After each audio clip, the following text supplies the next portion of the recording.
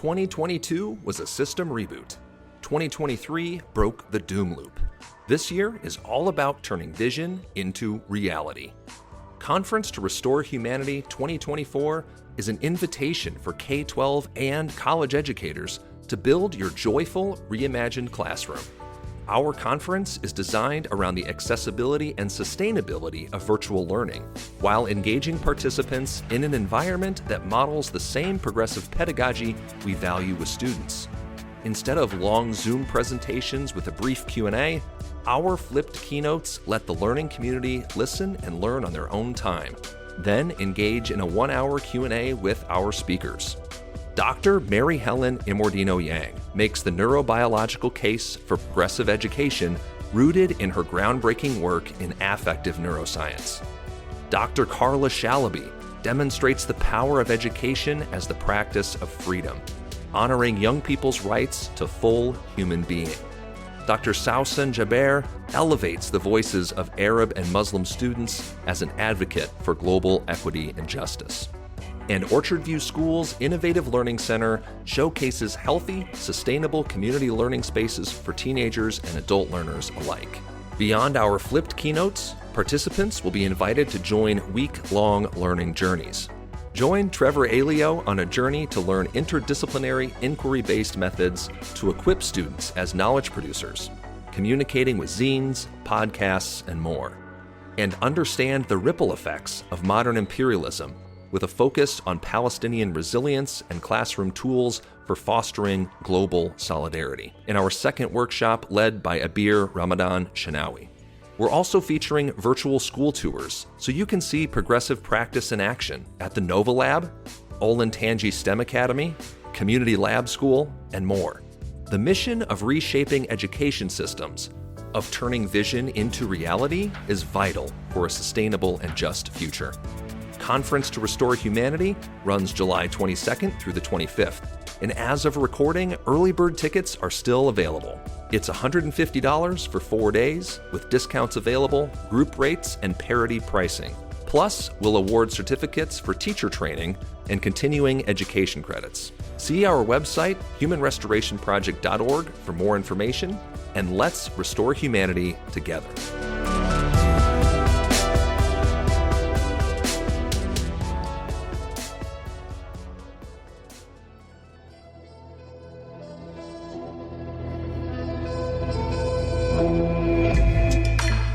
Hello and welcome to episode 149 of the Human Restoration Project podcast. My name is Nick Covington.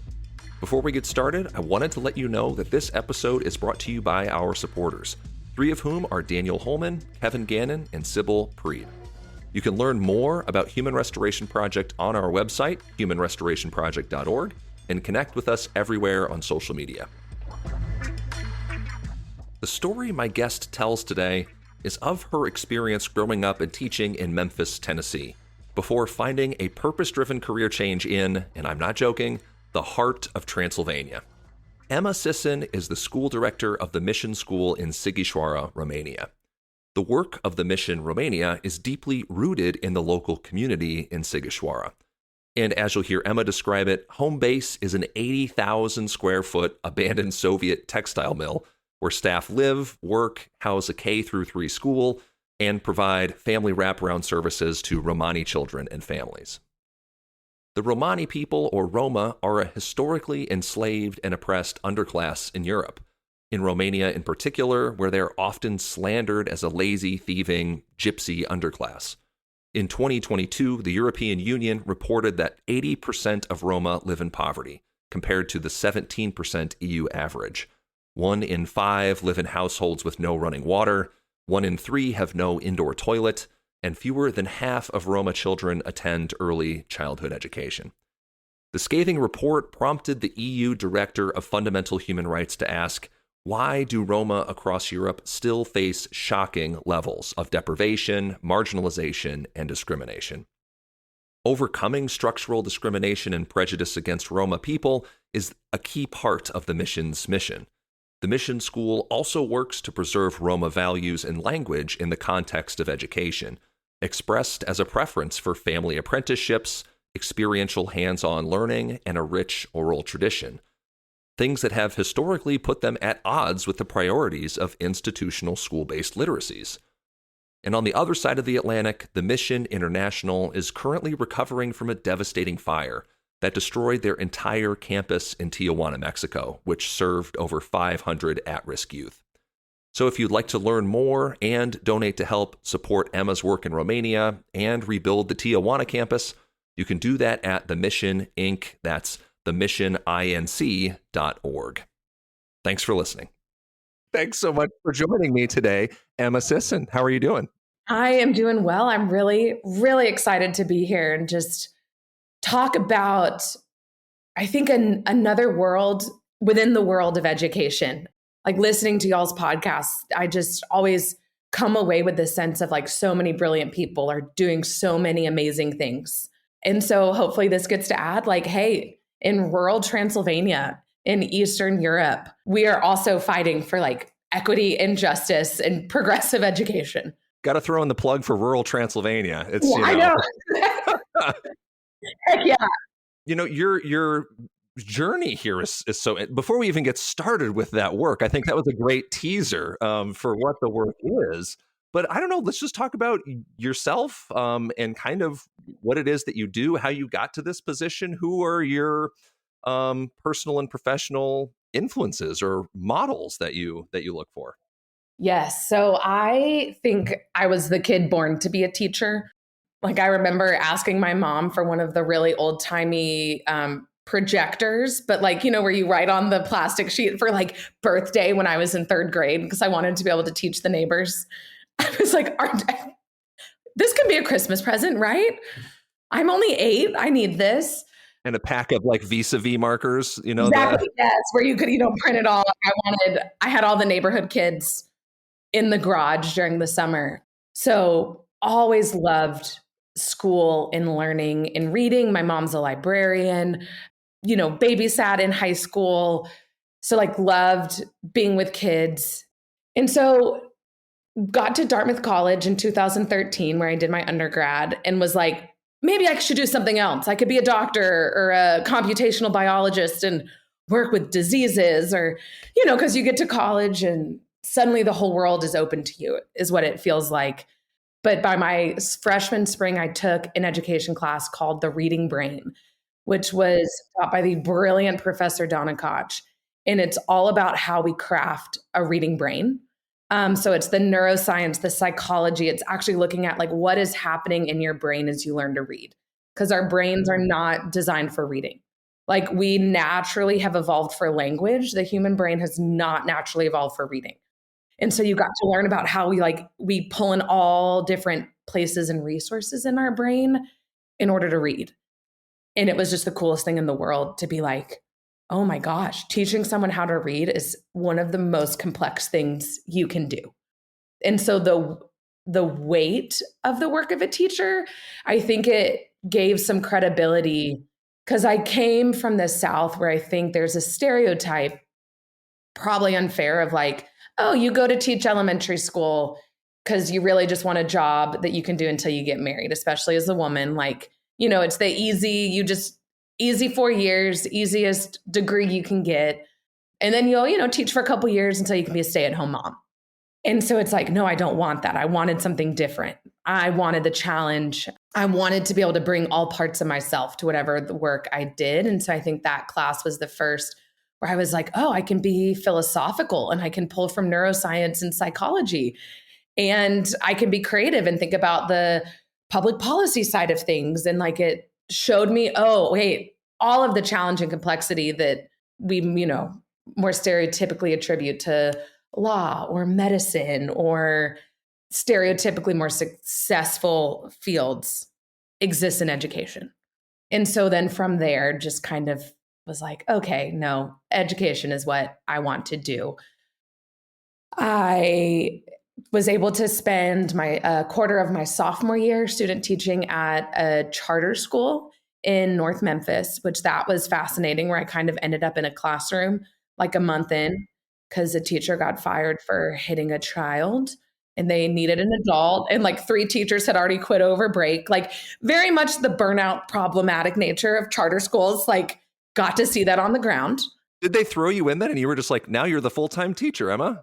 Kind of, because it was okay. the first school where they used such like scripted curriculum and stuff. Like they just would give me the stuff and I would just, I was the substitute teacher, but it was me, 19-year-old me, like, okay, I guess. And then my junior year got to do a quarter working at an alternative high school in New Hampshire. So rural New Hampshire, which was a really cool insight into like, just if you compare like North Memphis, my students were predominantly Black and Latinx, to then rural New Hampshire, students were predominantly white, but very poor. Most of them were heroin users or children of heroin users, or because it was an alternative school, been like kicked out of school in the heart of the opioid crisis in a lot of ways, like New Hampshire and Vermont being like second to Ohio in the areas where like the opioid crisis has decimated communities. And so I originally was just going to get certified at Dartmouth, but as we know, there's a huge problem with the value of educators and education and higher education. And so my senior year, Dartmouth got rid of that program. Oh, no. And so I was kind of left in this like, man, I just want to teach in public school.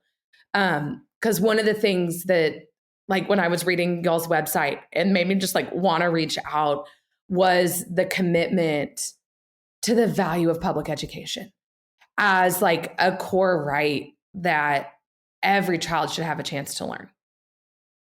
In public schools being the way we can provide that. I was listening to y'all's episode with Dr. Emma McMain and how it was like, there's so many issues. Like sometimes I can get to that. I want to burn it down as well. Like all we're doing, I remember reading Althusser, like his social what did he talk about? Like how we reproduce social situations and that schools, the social apparatus, and how like schools are one way society reproduces itself.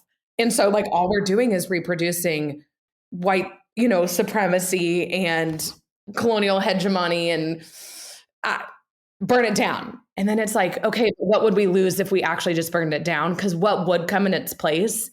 And the reality is then you'd have these private schools or private companies running quote unquote, scare quote, public schools that are really just for money and for profit. And so there's definitely a tension in there, right? Like as progressive educators, like living with the tension of like, hey, we value this public education and realize at the same time how historically and in the present, how it has been and is used to uphold, these hierarchies, all of these isms and everything else, Exactly. Yeah. What do we do about that? And I think I have like gone through just like different seasons where sometimes it's of like processing that and like how am I an actor in that? Right. I think like, cause I am a historical actor in that. I'm a present actor. You know what I mean? I'm like a young white woman raised by like middle-class family, that access to like, I have tremendous privilege. And then I got to go to a school like Dartmouth, which adds on to that privilege. And so there's that element of like harm comes with me. Right? Like the story surrounding my privilege can be harmful. But then the other side of like to use as an excuse to then totally separate myself from trying to find any kind of solution. If I'm going to weigh those harms where I have come to in my career is to step away, I think would be potentially more harmful. Well, as an actor inside that institution, you can be a force to help bend it towards a more just way of being and existing than might otherwise be captured. Yeah. Let me go work on Wall Street then. Let me just go make my money and live my happy life. Like maintaining the status quo is maybe a better way to put it. The harm that if we're not trying to do something, the harm of maintaining the status quo. And so I wanted to teach public school. I knew that my senior year of college, I just wanted to get certified so I could be a part of the public education system.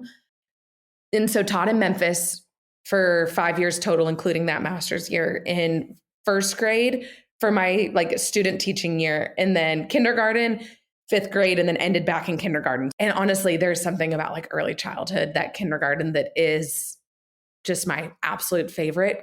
So I loved it. And it ultimately was really hard to say goodbye. But when I applied to this job in Romania, it was in the middle of, I don't know. I would be like fascinated if any of your listeners like have heard of the things happening in Memphis, but this is my like public service announcement to pay attention to what's happening in your school boards. Pay attention to the curriculum that like your districts are choosing. Because in Memphis, they implemented by like the last year I left, which would have been like the 2021-2022 school year. Dr. Dickey is Educational Epiphanies is his company. And so they like bought into his curriculum, which is the idea of if you teach all of the Common Core standards in order, and the only like uniting factor for all the different texts or subjects you teach is the order of the standards. That's it. There's no cohesive, like all the research we have on knowledge building. All of even just like the human piece of like school should be fun and cohesive, and there should be a sense of like we're working towards something bigger and meaningful. I know there's lots of different ways of structuring how we like build towards knowledge, but like there should be a bigger goal that's not just we're going to ask and answer questions for 4 weeks. But what they did is we did the Wonders curriculum, but they like bastardized the Wonders curriculum to where they would do 1 week from somewhere random in Wonders, Wonders is McGraw-Hill, maybe? I actually don't know the company behind the Wonders reading curriculum. McGraw-Hill, yep. McGraw-Hill. And then they would do a week using iReady reading and iReady math, which I know has decent research as an intervention program. I was not, at the time, was not able to find any research. I'm using it as like the core classroom curriculum, aligning to that standard. So it would be RKI 1. Or, it's RI 1, which is reading informational text 1, I guess. And then they would just like do that standard for 3 weeks, going back and forth between the two curriculum, random texts. And from like my knowledge, they did that all the way up to 12th grade, where like, except for the picture books you got in kindergarten and first grade, you could have a kid go through without ever getting to read a whole chapter book, because they would read the Wonders excerpt from The Watsons Go to Birmingham, but they never got to read the whole book. So there's no knowledge, there's no knowledge building. There's no access to like literature as this gateway, like vehicle for understanding the world beyond your own circumstances and your own perspectives. And it just infuriated me. You seem to be ahead of that curve, because I think now what I think we're seeing more and more building criticism of is exactly that, is how can these kids get through their K-12 experience and maybe only have read one whole book, and have their experience with language and literature just be through testable excerpts about Common Core curricular ideas, right? Instead of other, non-testable factors. I don't know. It's horrific. Like I just, it's like they took the ACT and said, we're actually just going to turn the ACT into a curriculum. Yes, that is going to be your experience of school. It's just ACT prep. It is interesting. I'll add just on the iReady front. We did a ton of focus groups with schools and school districts all around Ohio, and that was one of the biggest criticisms that we heard from students was this over reliance on iReady as like their sole experience with English curriculum. Yeah. And they hate it. They perceive it as isolating. They're punished for not doing it or doing well on it. And they don't get any other interaction. Like literature and English is not a space to explore ideas and themes and connect with identities and other perspectives. It's all just about like raising some kind of test scores or kind of passing through a curriculum to kind of get to the next stage. Which in some ways makes sense. Like I go back to James Baldwin at Talk to Teachers, where he talks about how, like, I'll actually read this quote, so the paradox of education is precisely this, that as one begins to become conscious, one begins to examine the society in which he is being educated. And then he goes on to say, but no society is really anxious to have that kind of person around. So you're like, who knows whether this is conscious or not? Can't make that claim, even if I would want to. But even if it's subconscious, what it's still doing is saying, we don't want students who can think. We don't want students who have begun to think through their own value systems, to think through their own prejudices, to think through like, their talents and desires and dreams and capabilities. We don't want that, because they're going to start to question all these systems we've put in place, and they're going to fight back. And the system doesn't want that. And so you're like, yeah, you're not going to think that academia or, other places in the world have a place for you if you've never been allowed to dream, if you've never been allowed to get lost in beautiful literature. Like I remember reading The Invisible Man my senior year of high school, and just like rereading the first couple pages, having never read like prose that was so beautiful. Like just in that moment of like, this is what like a book can do. Like they can describe the world in such vivid imagery. Like I remember specifically just being like, he's describing like walking through a college campus on a warm night, and you're like, I feel like I'm there. And then the stark with like all the horrors in the rest of the book, that contrast. And you're like, kids don't get that anymore in public schools a lot of the time. Yeah, they think the purpose of reading is to mine it for all of the potential questions adults may ask you about it in the future, not to make meaning of it or to, again, craft an identity around it or stretch themselves in a direction that might not be available to them otherwise. To commune, right? To have communion with other people is kind of the goal. Now, it's interesting, Emma, because I'm noticing a common theme here, right? Your interest in education starting with that reading course that you took at Dartmouth, and now here we are talking about the joys of literature, and everywhere else in between, right? Up in Dartmouth, coming back to Memphis, and we're 20 minutes into this conversation, and we haven't yet mentioned where you are joining us from, and kind of, which is the ironic part. For listeners, the last time I talked with Emma, she was in Mexico, and she's currently joining us from Romania, because this is where she does her work now, from Memphis to New Hampshire and to Romania, Mexico. What are you doing in Romania? How did you get there? And what is the work that you do as the school director for this program you run? Yeah. So in my anger that last year, randomly was like, I am going to just start refusing to follow along with all these initiatives, and I'm going to let them fire me. Like someone needs to stand up. And had the realization in November of 2021, like, well, then I should have another job lined up, because like that's a really unwise just to like choose to be unemployed without having something in place. And so Google searched missions in Romania, among many other searches of like ways to start teaching in Europe. I would say at the time I was angry, but not committed. I was passionate. I was angry. I was going to find something. But when it started to come to like, oh, I'm going to have to do all this paperwork to transfer my license, and that started to feel overwhelming. Bureaucracy. Exactly. The bureaucracy does, if you're not committed, it can put a damper on that passion sometimes. And so Googled missions in Romania just as one of the like, okay, what are the other ways I could maybe get in the classroom? And found this organization called The Mission, which began in 1987 as an orphanage in Tijuana, Mexico.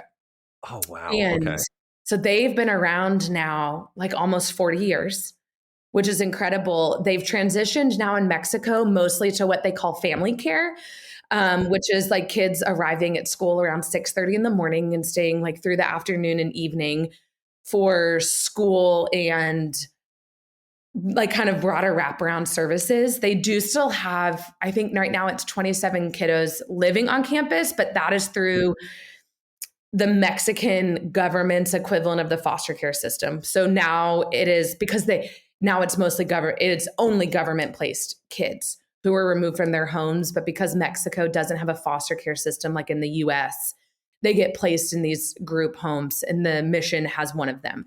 Because the Mission realized, and I know this follows along with a lot of like work, research, and change occurring kind of in the orphanage world in the global South, of realizing like most orphans are not orphans by the technicality of the term. Like they have living family members. It is, they are being placed because it doesn't feel like there's other options.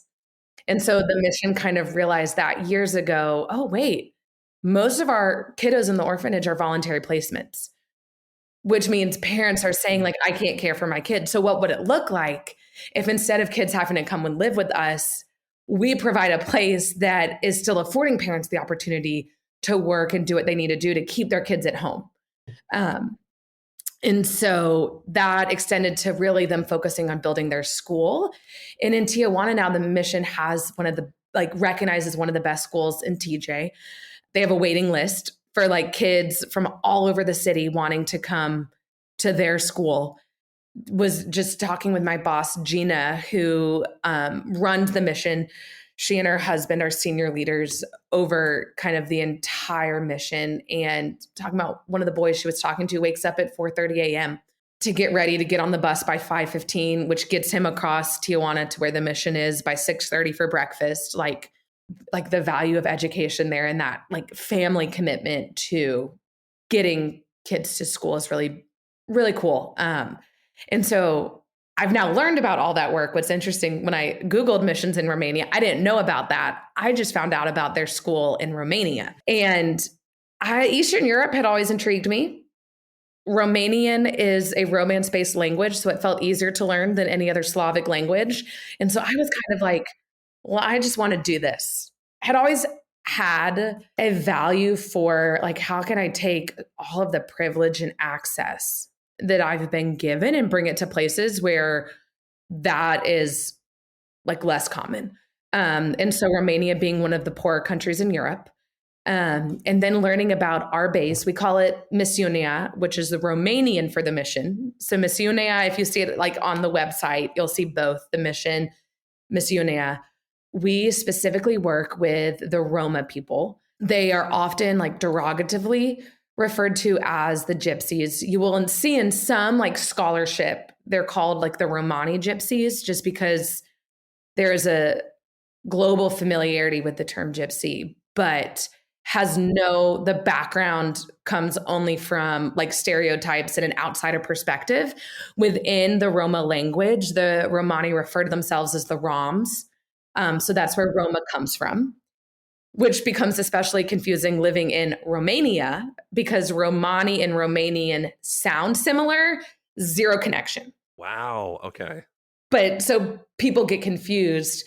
And it's interesting. It almost adds to Romanians' like racism against the Roma and their anger at the Roma, because when Romanians go abroad, they get treated like they're Roma people.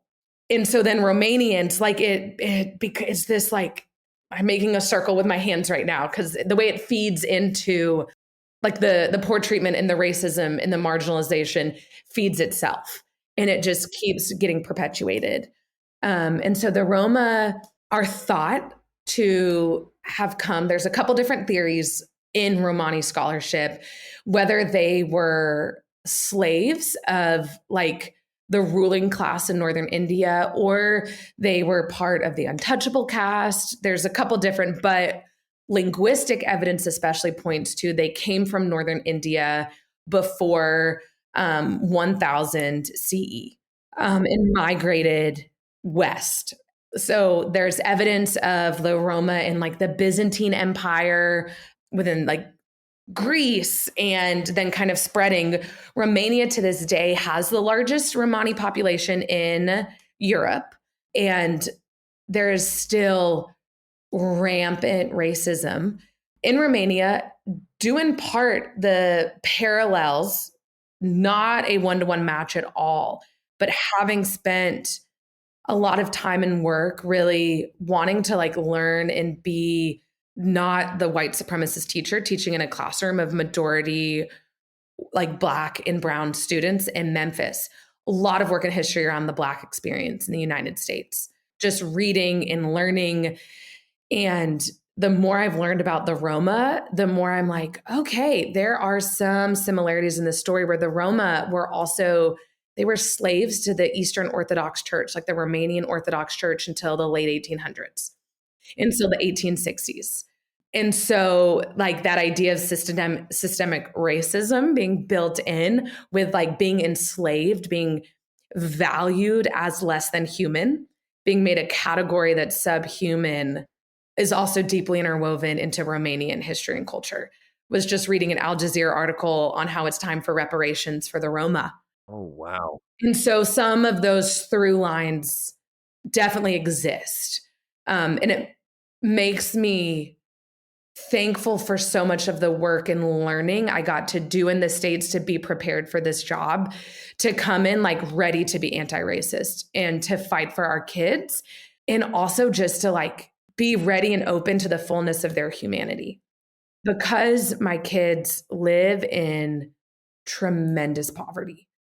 Like it's disgusting because in part, it's like always right across the street from like very mainstream middle-class American houses. Like we use the term villages to describe the little pockets or neighborhoods where our kids live. But if you look at like the academic definition of like ghettoizing and how, if you think even in the Holocaust, like the ghettos that were created with the ideas of we will create streets or pockets of a neighborhood where these quote unquote, these people can live with the full intention of marginalizing them and preventing them from being able to integrate in any way, shape, or form into society. And so you will be next to a, 2,000 square foot, beautiful mainstream Romanian home. And across the street, we have kids living in like shacks made from just like tarps, whatever, pieces of metal, bricks thrown together, dirt floors, no running water. I mean, their source of water is the stream that is full of trash where they bathe in and get cooking water from, but also like where they use the bathroom in. Like the conditions are infuriating. The Romani people are essentially like a structural, like Yes, systemically created underclass of people exactly. that coexist alongside just mainstream society, but perhaps like in invisible ways. So I'm willing to bet that the middle class person across the street at some point just stops seeing, the I'll call it a shanty, like shanty town kind of It's a structures, shanty town. for lack of a better phrase, right? But created out of necessity and need and like this dire poverty of the people, Exactly. their neighbors, essentially. Wow. Yes. And the language used to maintain that in Romanian society is the racist idea that all Roma are thieves and lazy, that, they choose to be this way, that we can't trust them. They don't deserve any better. Like I was recently reading Bell Hooks Teaching Community, and where she talks about shame and just going back to like how she talks about like the pervasive sense of shame of being like less than. That is also something that really cements marginalization in a culture. And I will get there to talk about the work we're doing in education, but There's a lot of context. There's a lot of important context here. This is all of that context of, Yeah. so it's also they look, because I think they've kind of made it another version of pull yourself up by your bootstraps. Like, oh, I don't know. They don't want any better than this. They're just lazy. And so that's how they write it off. And I think how they're able to kind of separate their own sense of humanity and consciousness from it. And I do want to name, I work with like a specific population of Roma, even within Sighisoara, that the Roma are a super diverse group of people across the world. So even in Romania, there are totally different like groups and families and cultures that all kind of fall under the Roma umbrella. And so there's different dialects spoken, there's different religious beliefs. And so like not all Roma are poor, not all Roma are living in poverty like this. And that's the other piece that these like specific areas I think get highlighted is, look, they're choosing to live in trash. So all Roma must be XYZ. And it's not true for many reasons, but also one being Not all Roma are living in poverty. There's very wealthy Roma. There's, all across the spectrum. And so when I'm talking about this, I am talking about the specific groups of kids. Like we serve the 7 or 8 villages where we go, which is still only a portion of, even in our city, the Roma living there. And so I'm only describing the experience of a small group, but still meaningful and still real. And so the program here, Jimmy and Gina, my boss, they kind of were just like given a vision for wanting to expand the work they were doing with like a global view. And they decided on Europe first and originally went to Moldova because it's the poorest country in Europe statistically. And they were like, and they describe it as, oh yeah, there was need. But there was something about when they crossed into Romania, just like for them, they would call it a God thing of like, oh, we just knew. Like we heard that voice of God of like, this is where you need to be. And so they listened. And I think by 2017 had purchased an old Soviet clothing factory, which is where I live. It's where the church affiliated with our mission is. It's where the school is. It's where most of the staff lives. It's this big, 80,000 square foot old factory. It looks like when you walk, and my brother came to visit me and we got off the train and the taxi pulled up at 3 a.m. and you just look up at this behemoth of a building, concrete, that Soviet. Oh, sure. Brutalist architecture style, just glass and concrete. And it still has the big speakers on the one top tower. Oh. They did all their propaganda. I have to imagine. Wild. And my brother was just like, Emma, what? Are you sure this is not an abandoned building? And it's no. Yeah, but it's nice. It's our abandoned building. Yeah. Exactly. And on the inside, they've actually done tremendous work. And it's actually really beautiful. The renovations, we're only 2 floors in. There's 3 floors left with the visions, of going up through high school someday, through 12th grade. And so there's dreams. But where we're at right now, because we're still pretty new, is just the first 2 floors. The school originally opened more as an after school program, but has transitioned to being an official school. We're still working on official accreditation through Romania, but we use a homeschool platform to kind of make sure we get the school enrollment right now. So there's some legal proof of kids being enrolled internationally. So they're technically American homeschool students, which again, kind of that when you're abroad, you figure it out, you piece things together. But we serve grades pre-K through 3rd grade right now. Next year we'll add 4th grade, but our kids age from 3 to 16. Because when we started, there were a lot of kids who had just never been to school or were enrolled in school, but because of a variety of reasons, whether it was they got sent home because there was so much lice in their hair that they weren't allowed to come to school. That has happened to a number of our students, so much lice or just level of hygiene. The teachers would say you can't come to school until you're clean. Or it's that they're bullied and marginalized so much that school is not a safe place that has any value for them. There's a fantastic book called I Met Lucky People that is written by a British linguistics professor, but it's about the Roma and the Roma culture with an emphasis on linguistics, but it gives a pretty good overview of their culture. And also talks about how the Romani vision for education is really different than our Western kind of post-Enlightenment, European United States view, where they think learning happens in practice. So you learn by doing.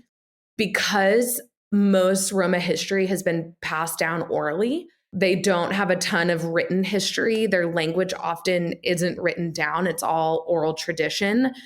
There's not a huge value on reading and writing in the way we have in ethnically white European United States tradition. And so that piece isn't super valuable. What is valuable is you come to work with me.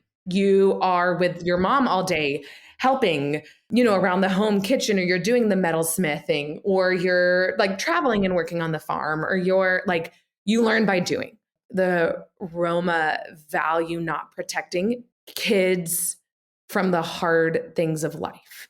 So to them, it's important that kids are learning early on how to process death, how to process illness, hardship, conflict. Like there's value in kids learning that young and being able to like grow up in maturity, in communication and openness, which I think a lot of times we don't do a great job of. Like we have a lot to learn.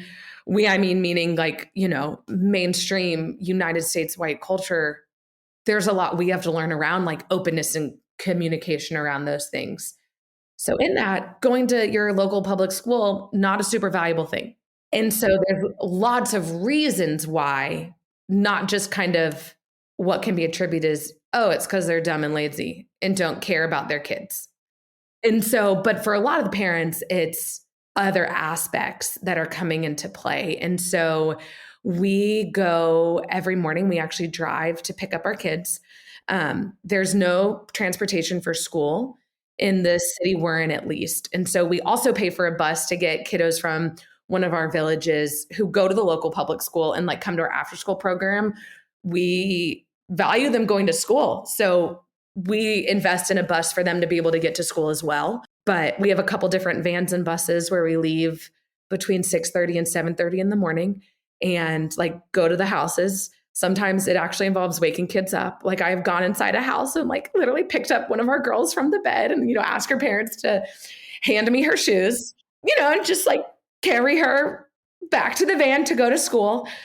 There is a tension that I do want to name on that of there's lots of reasons why parents don't value education, but because they don't, there are things where we have to do that because like that particular family, sometimes they make more money with their kids going with them to beg in the city than going to school. So they are not going to go out of their way to send kids to school. So we have to be really invested. So there is that, like, we feel the weight of parents not being fully bought into our kids going to school. And it means we have to do a little bit more. It takes more effort to get kids to come to school. And so trying to balance that is a reality, but also I have no desire to add to kind of the racialized different attributions to that. So trying to hold both as true of like, I can have a lot of compassion for the reasons, but also the reality is like, yeah, I am sometimes in the home, like myself begging, like, no, come on. If she comes with us, like, it's okay. She doesn't have shoes. I can carry her to the van. Like she's got her uniform at school. If she comes with us, it means she gets breakfast and lunch, trying to convince parents that it's worthwhile, like waking their child up to go to school. What does programming look like then for kids who, on a day-to-day basis may make it in, maybe with their parents, maybe out, again, depending on the value or the thing of the day, maybe doing farm work with their parents. What does that look like in the day-to-day for those kids in your context? So they get picked up from school or for school. And then once they get there, our kids, they get to shower and change into uniforms. And then we have on your facilities, they come to campus and do that. Okay, excellent. Exactly. Which I like, one of the ways we kind of frame that, especially when new teachers are coming in, is it's allowing kids to like take off the armor from home because like the trauma they're experiencing. So they're coming sometimes having not slept in their house the night before because who knows who was like drunk that night at home, whether mom or dad were there, whether they were fighting, whether it felt safe, like they may or may not have slept in their house. And maybe they did, but there's a family of 9 living in one room. So they're sharing beds with baby siblings who are up crying. They come to us like really protected and guarded, like they have learned to survive. And so that act of like showering and getting to take off clothes from home and put on new clothes is, I think, a way that they are subconsciously like taking off the armor of home and like entering into a new space and physically kind of getting to see that they are in a new space that like we do our darn best to make sure is like safe for them. There's like a physical and emotional and like social transition Exactly. that allows that to take place. Yes. And so then they come upstairs, and what we do now is like an open breakfast where they just come in and we serve them breakfast. And as they finish breakfast, and kids are arriving from all over the city and kind of showering and then eating breakfast in our big dining hall, the front tables is food, and then the back tables is just like different kind of tangible blocks and games. So it's the magna tiles, and it's blocks, and it's tangrams, and it's just like, so that they just begin to get to kind of, okay, they're starting to get in that problem solving, more academic. They're using their hands, but it's very low stakes, which I remember in my master's program, and I don't remember now, but reading an article, like I haven't been able to find it, about how, especially in mathematics classrooms, like manipulatives and math centers are a really great way for kiddos coming from homes where they experience a lot of trauma. It's a great way to start their day, the way it allows them to like calm down their nervous system and kind of gradually enter into an academic setting. And so they have like, from 8 to 9, they're eating breakfast and just getting to, we put out books to like just kind of ease into the day. And then we have class from 9 to 1:15. And it has been awesome. One of my favorite parts of the job was getting to choose the curriculum and getting to like empower teachers to set up a day that is truly student centered and like based on the knowledge we have right now, what is best for kids. We will never get that perfectly. And every year, there's something changing and I'm always learning. But I spent so many years feeling like, oh, my hands are tied towards what I can really do. And there's things that are best for kids that I can't fully implement, to being in a space where like, I'm now the school director, like we get to do things, like we get to decide what's best for kids based on all the resources out there. My prayer is that it's not like, this arbitrary, like what I think, but from all the things I've gotten to learn. And so the kids, like, we're using American curriculum. So like, Eureka Math, the free version of CKLA Phonics, found this really cool reading program called Fish Tank. They do ELA and math, but we just do their ELA, but it's just like really quality books where it's a lot of the really amazing new books that have been written that are more like diverse and inclusive, but then also like the classics, is it like the Gail Gibbons informational books when they're learning about plants, or the Pinky and Rex books, and Esperanza Rising and Charlotte's Web and Brown Girl Dreaming. And, like they get to do the 100 Dresses, just the quality across the board. And so right now we are in this like place that is teaching me a lot to hold like open hands of, we have really high expectations for our kids. It's one of the things like I found most powerful in the classroom is like kids rise to the expectations you set for them. You have to equip them. But if you are kind of like, oh yeah, you're right, life's tough at home, you're probably never going to be able to like do that math problem, or yeah, like you're just not a reader. Kids will believe that will shape their entire identity as a learner. And so like, I believe all of our kids will be just as that they are as capable as any child in the world. And they will get to the point where they are on grade level or above by that metric. I know that's not the best metric, but that idea of like what fourth graders are doing for math in the United States or in Finland or in Germany or, in Singapore, like our kids are going to be doing that too. So I have that like expectation and that belief because I got to see that in reality, which I loved. Like in teaching in Memphis, I got to see that take place, that all my kids were math kids or had math brains because they're human and they're capable. Like that's just, and now did it take different tools and different amounts of time and different ways of doing things for every child? Absolutely. But that expectation isn't going to minimize. And so we have that high expectation, but also like embracing reality that we're not there yet. And that's just each year we get to keep growing and our kids are going to keep learning. And it's been like because our philosophy really is like, we want kids to come and be loved. So like the motto of the mission is like rescue, restore, love that they came up with. But like especially the hope of like restoring relationship to community, restoring relationship to like themselves, restoring relationship to God and their spirituality, the idea of restoration, and then also love. Like we just want kids to have a place where they get to come and be safe and feel loved. So sometimes with our teachers, we do just like sit around and read fun stories and let kids sleep and have an extra snack. Because sometimes that's actually just what needs to happen. What they need that day. Yeah. And so holding that tension, there's that tension there of like, but I also don't ever want that to become the only thing we do because our kids are capable of so much more. In learning to balance that and just learning to hold dreams for the future of like where we will be 5 years from now, 10 years from now, 20 years from now. Like one of our students now, I really believe she will be director of the school someday. You know what I mean? And like we interviewing her for your position, you know? Yeah. And that's one of the things I love about the mission before I signed on, because I didn't know anything about them. I Google searched, had an awesome interview and was like, I guess I'm moving to Romania. I don't know. Like I'm single in my 20s. Like, let's take a leap and go on an adventure. But of the senior leaders, like over the whole, I think there's 5 senior leaders, 2 of them actually grew up in the orphanage. And they're now senior leaders. One of them runs the entire base in Mexico. And then even here, 2 of my teachers grew up in the orphanage and were adopted like into the family in Mexico. And they chose to come and teach Romani here in Romania.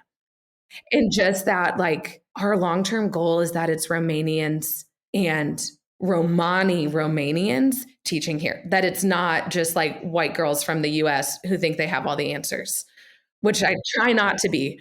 But that is, that is who I am in a lot of ways. And okay, someone needs to build it now, yes, but like that I can actually see fruit. Okay, over 40 years, they actually followed through that commitment to this work should be done by the communities we're serving themselves. It shouldn't be this like outsider's perspective and outsider's work.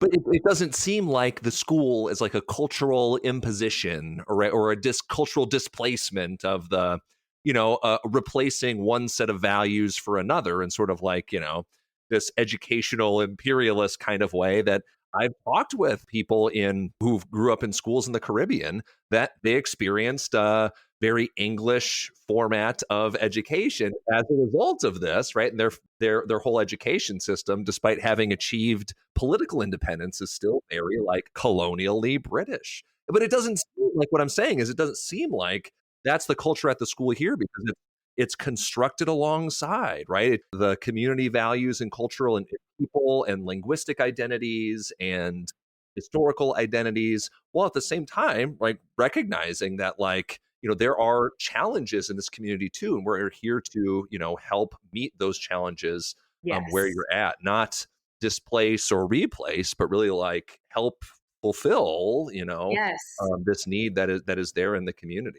Yeah. I don't know if I got that right, but that's kind of the amen. That's my dream. And I feel really lucky to like be on a team of people who are on the same page with that. And again, like we are always learning, but you're exactly right. Like the heart is that this should be by the kids, for the kids, as much as we can. And even just the language of, we just talk about how like we want this to be a safe house. And so we don't even really do rules as much as that we have our values: kind hands, kind touch, listen to instructions, stay in our group. And we talk a lot about how that's how we build our house. And then very much like in the restorative justice, like no punishment. It's been so cool just to get to leave a lot of the bureaucracy behind of like the PBIS and, having to choose a social emotional curriculum or all of that, where it's like, we just get to kind of take, I think, what's good and just like live it out in relationship with kids. Very familial. Yeah. And so even like our family visits, where multiple times during the week, we're like in villages just hanging out with families. And it's been awesome for me, especially as my Romanian has gotten better, where like, I'll go sit and they'll be like, oh, do you want a coffee, Miss Emma? And then I'll just sit in the house and we'll sit and drink coffee and get to chat. And talk about, we're at like, and that was the piece that I think I always wanted, even teaching in Memphis, that because of the structure of public education, you do also want to respect like healthy boundaries. And that's just part of the beauty of the work we're doing in a different context, is what might feel inappropriate in terms of like connecting with kids and families in the States. The culture here is just totally different. And I've loved that. I've loved that I get to connect with kids and whole families in a way that I never like learned how to do well in the States. Well, honestly, it sounds like you wouldn't have anywhere near the level of success that you've had without that piece. Like that is a vital piece, right? Absolutely. And the parents' view of education is also shifting, which is cool. Like we did a Meet the Teacher night last fall, and to see the look of pride on parents' faces as they sat in each classroom and got to hear teachers explain what their kids were learning. And more parents being like, well, I don't know how to read. Like, when are you going to teach me? When can I come to school? And kind of that hope of like, we are starting next year. It's called Second Chances in Romania, Doua Șanse, similar to like GED programs in the States. Got you. For like high schoolers, teenagers who have essentially placed out but never got an education. And to start to be like, how can we build that towards then an adult education program where I have conversations with moms of like, I see how smart you are. You would be an amazing reader and writer. You just didn't get the opportunity. Because I'm super curious to ask, since your program is K-3, if I heard that right. What do the kids do when they age out of the K-3? What awaits them? I know you had said you were hoping that the program expands and grows to accommodate kids as they age through it, but what's kind of the status now? What's waiting for them on the other side of third grade? Oh, that's a great question that we're kind of in the middle of coming up with the answer. Okay. Because we're adding a grade every year. Oh, okay. So with the idea of like who's in third grade now will go to fourth grade. So depending on their age, they would just graduate with us. Now, what is tricky, and I think we're going to get to live this out, is like in that third grade class, we have some 14, 15, 16-year-olds. And so the reality will be, I'm not sure as a 25-year-old, they're going to want to be completing grade 12. And so what it might look like is they end up like getting a diploma through the Second Chance program.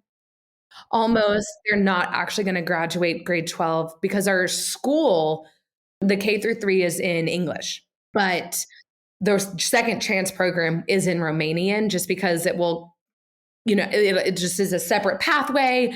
And so the goal would be like that they graduate grade 12, a diploma, also like certified proficiency level in English. I think what we're probably going to see is some of our older kids hit the point where either they transition to that Second Chances program, or they may just decide like, we started too late. We're actually ready to enter the workforce. And that's where like our wraparound view of family care would be. Then like, great, let's help you make your resume. Let's help you find a job. Like, let's help you if you want to find an apartment in the city, that there will still be that commitment to them that they're part of, like once they're part of the family, they're always part of the family, which I know is much easier to say than do. But again, like the 40 years, almost 40 years in Mexico, that's something that they have been committed to and have figured out how to do. Because it's not just the school-based setting, right? Like the mission provides all these other services. So essentially, the bigger institution can kind of be flexible at providing different pathways, whether it's K-3 for younger kids to kind of get those foundational kind of pieces met, and then services and things for older family members who are interested in educational pathways and all everywhere in between. So that's incredible. Exactly. It really is like it's sort of like a vision for like community schooling, I think, which is perhaps coming back in vogue in the United States. But you're right. And I hadn't really thought of that, but I'm almost like, okay, like I'm gonna some of my next research into what has been like work, like, what has been working in the models of that exist. Cause you're right. A lot of it is that heart of like education being so much broader than just that, like, quote unquote, academic setting.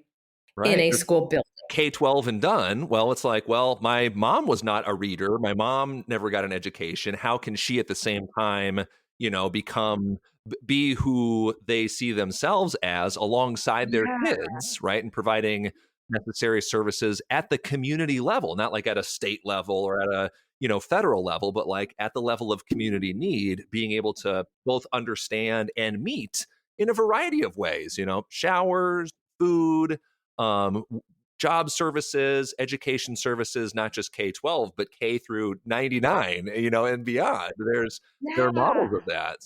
That's what you're living right now is that's what Yes. I'm hearing anyway as I process it. Yeah. As you like describe it that way, absolutely. We're like living it and still building it at the same time, which is really, I'm just really thankful. Sorry, the whooping coughs got me. This was the last recorded interview with Emma before the Yes, whooping cough before took her. whooping cough just took me away. Oh, No, I no. was glad this was virtual. I was like, I probably would have had to cancel this. We'd be shouting at each other from across a room is what we would be doing outside. With masks, with full COVID. Well, so I'll spare you, Emma, just because I know, is there any way people who want to learn more or be able to support? Because I know it's a charitable organization as well. Perhaps there's people who are interested might be able to. If you have links or resources, feel free to speak them now, or I can post them in the links as well. So the mission, like inc.org is the website. And so the way the mission gets most of their funds is through like sponsorship, where you sponsor a child for $30 a month. It doesn't actually, the money doesn't go directly to the child, with the idea of if you were only choosing the kid you thought was cute, or when you visited the kid who was the most loquacious and fun to be around, then like the money wouldn't. So it goes to programs to support all of the kids.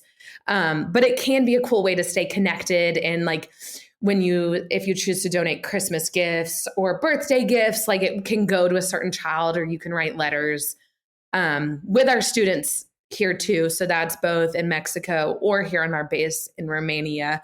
You can also just donate to like the general fund. We're saving or trying to raise money right now as an organization because the big church building, high school, administrative offices, dorm rooms, that building burned down in Mexico last August, which was just really devastating and disappointing. But also, as someone who's newer to this community, just like beautiful to see the hope and resilience of like, okay, well, this happened. Like, doesn't change what we do, doesn't change how we're going to show up for kids. We're just going to have to pray that we get more support coming in. And so there's a fundraising like 3 million separate from that, in addition to just like normal annual funds. I might also share with you, I have like Amazon Germany wish lists that folks can even just like buy an item or two. I'm working on building our library. It's been really cool to watch kids transform into readers. My mom recently visited and like brought some books and put them out during breakfast. And I mean, the kids just flocked to them, just like wanting and just building readers. And so trying to make sure we have just like a really diverse and rich library for kiddos, as well as just other school supplies. And then I can also share my email because we do like summer internships.